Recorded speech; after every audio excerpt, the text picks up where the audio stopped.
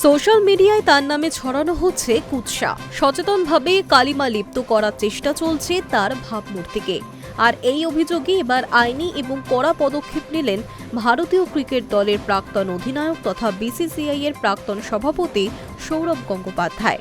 নিজের নামে থাকা একটি ফেসবুক ফ্যান পেজ এবং একটি নির্দিষ্ট সংবাদ মাধ্যমের বিরুদ্ধে কলকাতার ঠাকুরপুকুর থানায় লিখিত অভিযোগ দায়ের করেছেন দাদা। সৌরভের সেই চিঠি ইতিমধ্যে পুলিশের হাতে পৌঁছেছে এবং তাতে থানার রিসিভ ও স্ট্যাম্প পড়ে গিয়েছে।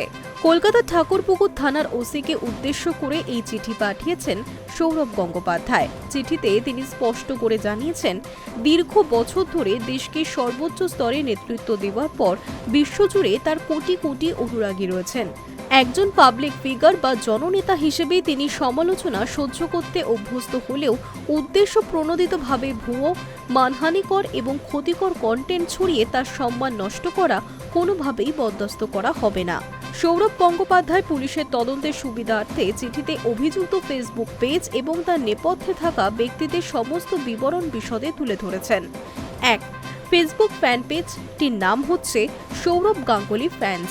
ফেসবুক প্ল্যাটফর্মের এই পেজটি মূলত সৌরভ গঙ্গোপাধ্যায়ের নামেই তৈরি একটি আনঅফিসিয়াল ফ্যান পেজ।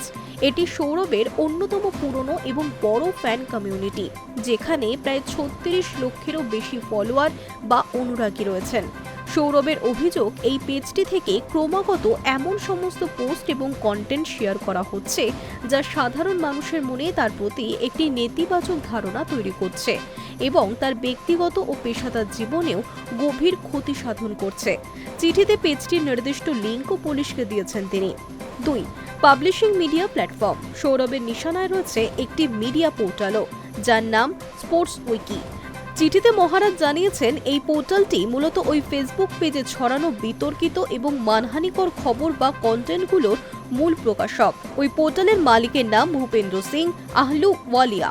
তার দুটি মোবাইল নম্বরও চিঠিতে উল্লেখ করে দিয়েছেন ভারতের প্রাক্তন অধিনায়ক।